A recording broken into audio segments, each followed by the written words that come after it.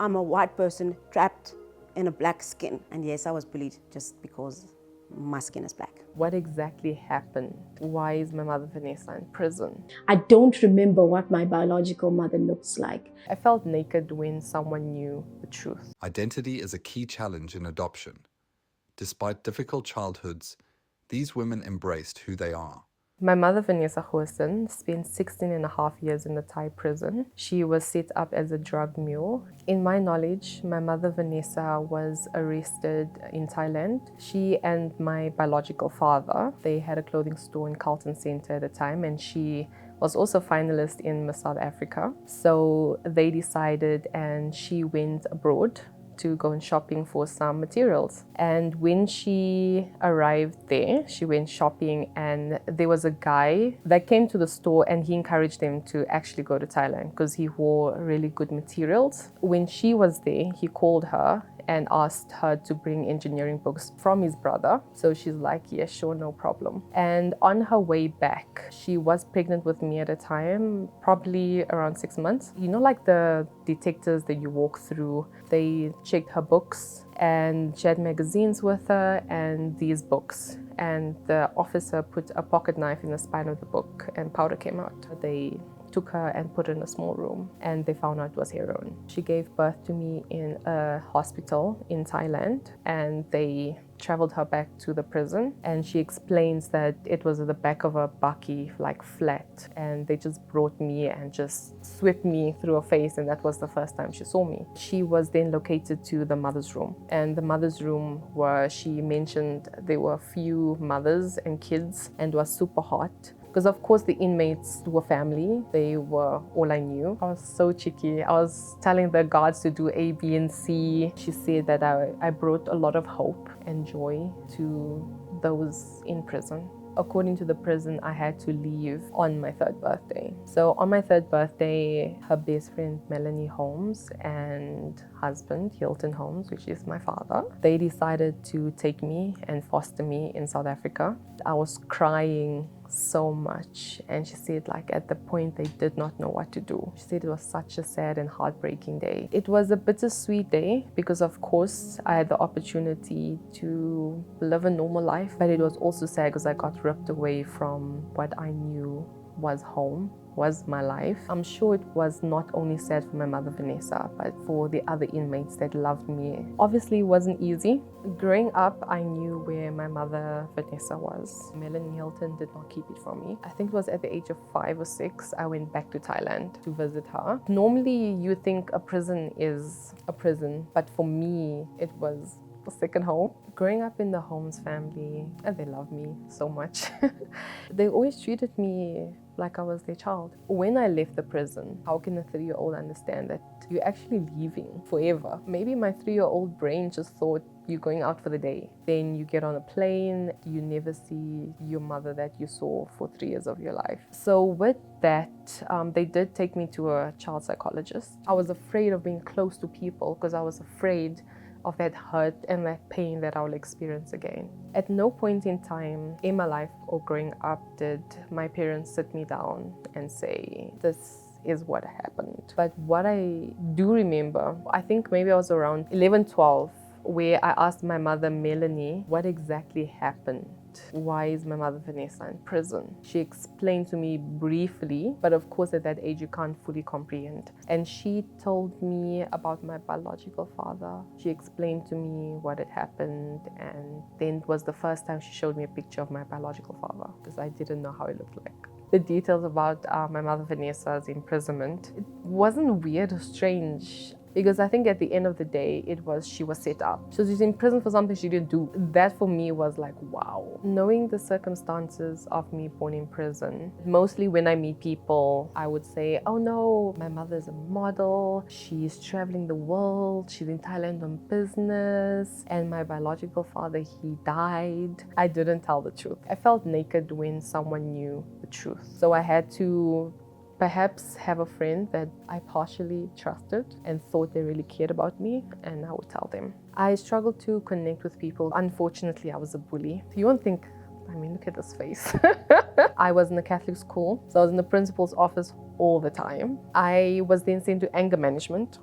Did not help. I would be in my corner, but I would break people down with my words. There was a teacher who understood. She saw me. She saw what was happening internally, and she sent me for spiritual dancing. Because she believed in me, she took the time out to spend time with me. I got better.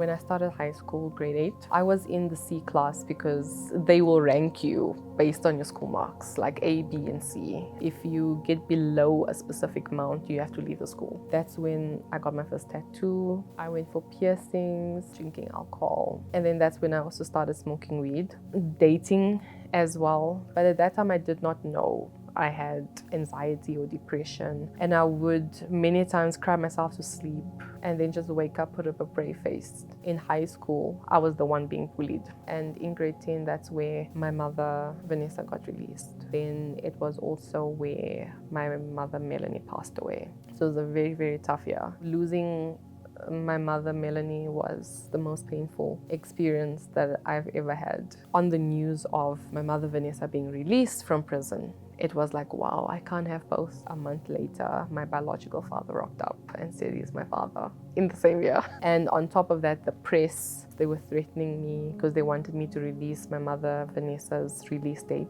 I didn't have a really great time with journalists, and I was going through a lot. When my mother was then released, it was broadcast everywhere. So there goes everyone I told that story to. When I went back to school, so there was a bunch of girls that were mean, and what they done was they printed out the article, the story, and they sent it around the whole school. And at that time, I was already going through a lot was happening. When I got home, that was another suicidal attempt. The days leading to meeting my mother Vanessa at the airport was, wow, I was anxious and I overthink naturally. So it was just overthinking. I wasn't sleeping. I was in disbelief. I said, I will only believe it when I see her in front of me. Because for many years, she promised that she will be home every year. But I guess that was hope. But I took it as disappointment, because every year I would wait. Why would this year be different? And we went to the airport and they told the journalist a different date and only chose, I think it was ETV at that time, the right time. So there was a lot of filming and I was sweating, and that was the first time I met my mother Vanessa's other family and her mother. Visiting Thailand while growing up, it was like a normal routine. Close to the time I have to leave, then feel like I have to be strong for her. But it's still going back to when I was 3, when I had to leave and I felt I needed to be strong for her. So it was actually the same feeling every single time. I felt guilty. When it truly hit me that this is me was after I wrote the book. That was when I fully, for the first time, understood, wow. Because sometimes you live a life that you're so used to, you don't realize that there was something wrong with it. So some of the things I was angry about with my mother, Vanessa, is when I was 3, leaving prison. And I had no idea that I was angry about that until she returned. I was angry that at the age of 3, she promised me she'll come home soon. Growing up, my legs would give in or it would like constantly pain. But that's how, if you don't speak, it becomes somatic. So it came out of my legs. The coping mechanisms I used, I self-harmed myself. So I had like this toolkit of different objects. So depending on how I felt and what I was going through, I would use it. I would pick my hair just to experience pain. Joy is something that I now have. Happiness is what I have now. As I said, I didn't believe that I deserved it, but I do. I didn't believe that I was worthy, and I am. I believe that I was a mistake, and I'm not. I embrace my story now. I embrace who I am internally and externally. The way I look, I also hated it. So I had to learn how to love my hair, how to love my skin color. The visits I made to Thailand, when I got to Thailand, I was like, Felicia, what are you doing here? Because there's something called exposure therapy. So I wanted to provoke some memories that I just was blocked. So it did. It provoked it. It was actually the memories of visiting the prison. I went back to see Mrs. Holmes and Mr. Holmes. So many people loved me. I was actually so fortunate. When I was a kid, I had so many mothers. My mother, Vanessa, our relationship wasn't easy. because I was angry with her. She was getting to know herself. She had to heal. I mean, being incarcerated for so long. I was going through my own things. Time along with effort heals. So for many years, she went on her journey and I went on mine. I think it was probably 3 years ago where we started to get to know each other much better, because now we can both see clearer. You know, you just come to the place where you understand the dynamics of the situation, and we had to find another way to have a relationship and not the mother and daughter relationship that we put pressure on each other. I believe that gravitate me towards psychology. I wanted to be a voice for the voiceless, because growing up I was screaming inside but no one could see. Of course they couldn't see because I was pretending like everything is okay. You know, there's a lot that I didn't have to go through. I believe that before permanent damage, young people deserve a life. So much is stolen from us as kids. Felicia struggled with painful feelings about her childhood, while Mari continues to navigate the identity conflict of being black but raised Afrikaans. When I was younger, I think I identified as a white person. My family was white, my friends were white, the kids in school were white, my teachers were white. Everyone around me was white. I didn't grow up with black people. I didn't grow up learning Tswana or Zulu or Xhosa or anything. So in my mind, I was white, right? But I think what I didn't understand at this stage, I didn't identify as a white person. Obviously, I'm not white. I can see that my skin is dark. I identified with the culture of the Afrikaans people, because that is what I knew. When I was younger, there was no difference. Being white is being Afrikaans. But as I'm getting older, I understand that I identify with the Afrikaner culture, not so much the Afrikaner white skin. My name is Marie Molefe van Heerden, but I'm married now, so now I'm Marie Venter. When I was about 2 years old, I was adopted. So before I was adopted, I lived with my biological parents in a very small community in Northwest. My biological parents were very young when I was born. I think they were in their teens, like 16, 17 years old. And I was a very sickly baby. My grandmother, my biological grandmother, who's my real dad's mother, she saw the situation as dangerous. I was so sick, and I think she decided that it was best. She asked the people that she was working for if they can adopt me. My relationship with my grandmother was so special. If it wasn't for her, I wouldn't have been here. I was born, she took me away from her own son, because she saw the situation that I was living in, and she asked the Van Heerden family, can they help her raise me, and they said yes. I think my grandmother was very relieved and thankful. I don't think she knew what the answer was going to be when she asked these people, and the Van Heerden family didn't hesitate. They took me in and they put me through school. Yeah, they gave me life. When I was born, I was given a name. I changed it the first minute I could, and I chose the name Marie because my grandma's name was Maria, and we took the A away. And that's how I got my new name. I kept Molefe as a surname so that it could remind me from where I come from. But I don't think I have to keep the whole name. I did keep a part of my past with me. When I say parents or family, I'm speaking about my Van Heerden family. My relationship with my grandmother, it only grew and grew. She was one of my favorite people in the world. And unfortunately, I lost her a couple of years ago. And my dad, but I still think of her every day. I thank her every day for giving me life so that I can still be here today. I was adopted in the late 1980s. It wasn't very common for an Afrikaans family from the farm area to adopt a black child at all. We didn't have any guidelines. There was no books written about how to deal with the type of questions and the type of people that we were going to meet. So I think it was very hard for my parents not to make the decision. That was not the hard part of it, but to deal with people and the unknown about what are we going to do now. It's the 80s and this is unheard of. And even people in our own family didn't accept the decision that my parents made. So it was very hard for everyone going to this new venture, taking on a little black baby. Not everybody was happy with the decision my parents made. I was in a double medium primary school, but I was the only black child in the Afrikaans part of the school. It was hard. People found it very strange and weird because aren't you supposed to be with the English kids? with the black kids, why are you in our class? I was bullied just because I looked different, because I didn't fit in the box that people should be fit in. But it changed later on as I grew, as I matured. Children can be so mean. And yes, I was bullied just because my skin is black. So how do I identify? It's a difficult question because I don't think there's anyone out there like me. I don't think it's about the color of my skin not being white. I think it's about my culture being super Afrikaans, because I was brought up Afrikaans, the Afrikaans language. The traditions that the Afrikaner have is my traditions, because that's the only traditions and the language that I know, because it's unheard of. I'm black, but I identify with the Afrikaner culture. When I was younger, my views on the black culture was very negative, because in my eyes, I felt that abandonment from my family who are black. I was taken away from the opportunity to be black. And when that happened, all I could see was red. I didn't want to do anything with black people, the language, the culture. You abandoned me, so now I'm going to abandon you. And yes, it was wrong, of course. But I was young and stupid, and we don't always understand everything. It changes. I'm more mature. Yes, I still don't speak Tswana or Zulu or Xhosa, but I have appreciation for other cultures. I'm willing to learn other languages.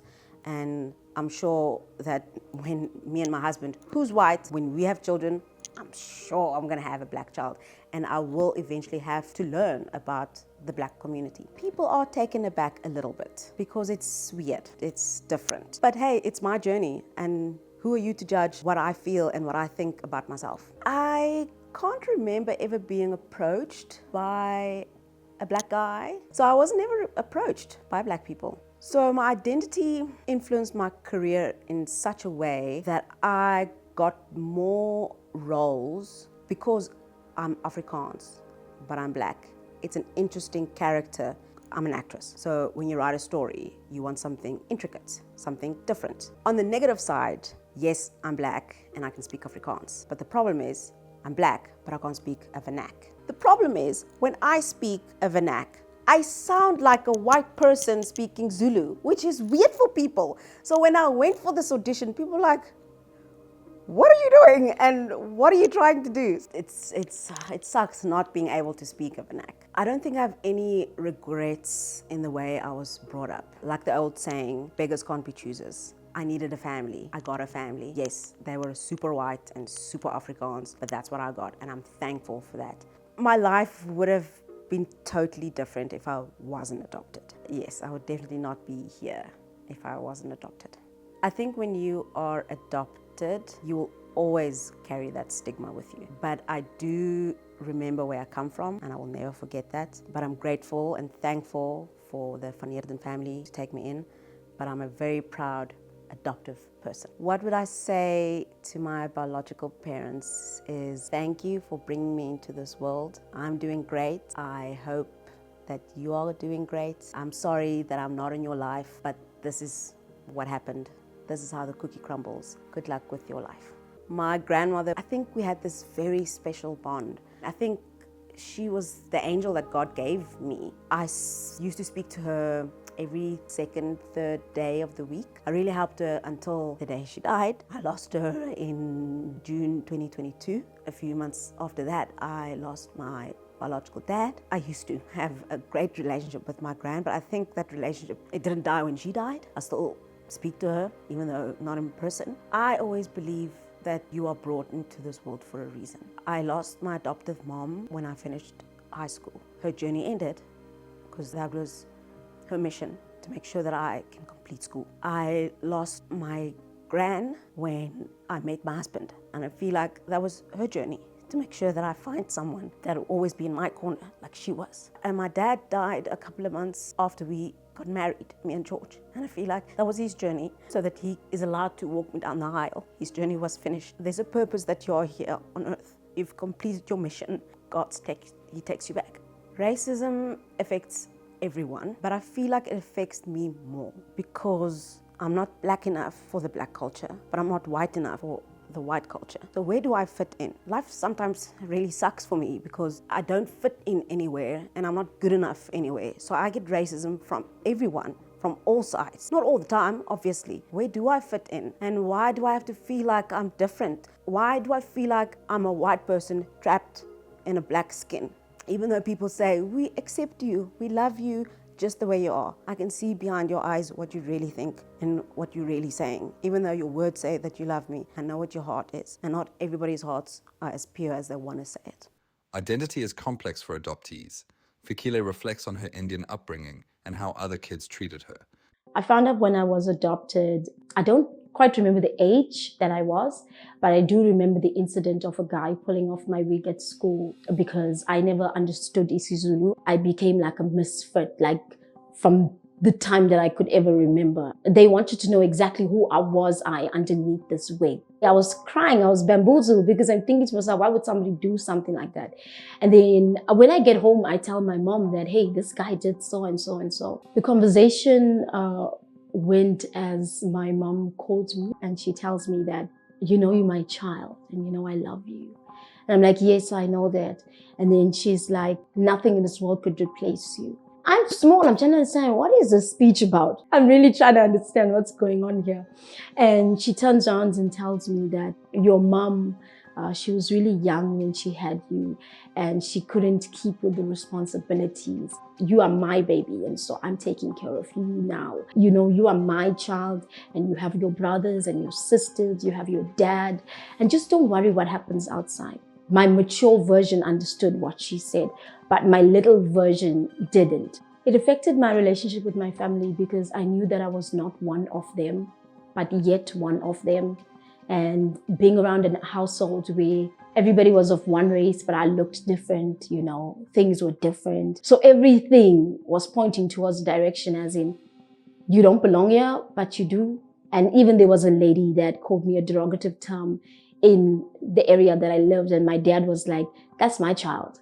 He even went to extent of such a lie and said that I did something with someone and this is the product of my sin, because there was nothing with regards to my home that ever made me feel like it, but outside it became battlefield for me. Like even up till this very day, it's still the battlefield. I was found in a box outside factory in Silver Glen. In the box was the card that you just get after you give birth. That had my name and my surname. Hence, I have the name Fikile. And then people are, what is this box about? And then they look into the box and then, yeah, am I found out about my biological mom when she came afterwards. After she have abandoned me, she came and looked for me. I think maybe she found her footing or maybe tried to somehow, maybe regretted, I'm not too sure. And finally, the people gave in and they said, you know what, your daughter's with so-and-so. And then my mom was like, you know what, I'm a mother and you're a mother. So mother to mother, you can come and see your child. You can come be with your child, but you're not allowed to take her outside. She's given her that opportunity. And in that opportunity, she explained to my mom exactly like why she did what she did. She was 15 going on to 16 years old when she ran away from home when she found out she was pregnant. Her passing is just like it was yesterday. I don't remember what my biological mother looks like. She did call my adoptive mom and said that she's coming for my 5th birthday. We took out pictures together. She was there. She was really there with me. I have no recollective memory, no picture, nothing of her. And then the next time I go to see her was at her funeral. We sang a song, "You'll Always Be a Child in My Eyes," my adoptive mom and myself. She taught me the song. The words of the song is, it also brings tears to my eyes when I think about it. It's, you'll always be a child in my eyes. When you need someone, my arms are open wide. And even when you're growing older, I hope you realize that you'll always be a child in my eyes. And that was something that stuck with me. My childhood was somewhat different from the rest. I would make friends mostly to find out who I was and what I was about, more of understanding me more than trying to be a friend to me. A lot of questions, a lot of like, okay. I only had male friends. I only joined Indian friends, you know. I just stuck to what I knew. I have not seen no different treatments within my siblings at home or my parents at home. We were literally the crazy. So I wasn't raised into Indian customs and traditions because my mom was a non-Christian, but just before I entered into the family, they transitioned into Christianity. So I grew up fully Christian. I had that experiences of experiencing different types of things like your porridge prayers, or I did visit a temple, I visited a church. So I do know how to respect Indian religions and cultures, but I don't practice them. So now I can hear some isiZulu because of work. I think I'm getting better. With regards to my identity, I had to really grow to understand that my identity is in Christ. It's more important who God says I am than rather what people say I am. So I really struggled hard. And to be quite honest with you, I don't remember how I struggled with regards to identity because I always reverted back to God. Through the adoption, I do believe that I have a better chance in life because my mom was fairly young. I don't think she would have been able to give me a life that I could find myself living alone in Johannesburg and trying to sustain the life that I have in a positive way. I do believe that if I grew up in other circumstances, my circumstances were really different. I do regret, but I'm also very grateful. If the box wasn't found with a name, and if I was given a name, my parents did give me the opportunity. They told me that you can change your name to whatever you want to call yourself. You can be whatever you want to be, but I didn't want to do that. I wanted to remain who I am because I believe that that's my identity. That's who I am, despite what people may say, despite that I'm not authentically South African enough to withhold the surname such as Fikile. But I do believe that there was a reason that my mother said that you are Fikile, you have arrived. That's just the way it is, despite what people say, that's who I am. Dealing with the stigma of being the adoptive child, I don't want to lie to you. There were a few people that were not for it. And then there were people who were for it. And I always just looked at the people who were for it. I've always taught myself to just put away the negativity, to just not focus on things that people say and just focus on people that are there for you in the now. And even in my life for today, I live for the now. I've always focused on the fact that if somebody's not there for you today, they're definitely not going to be there for you tomorrow.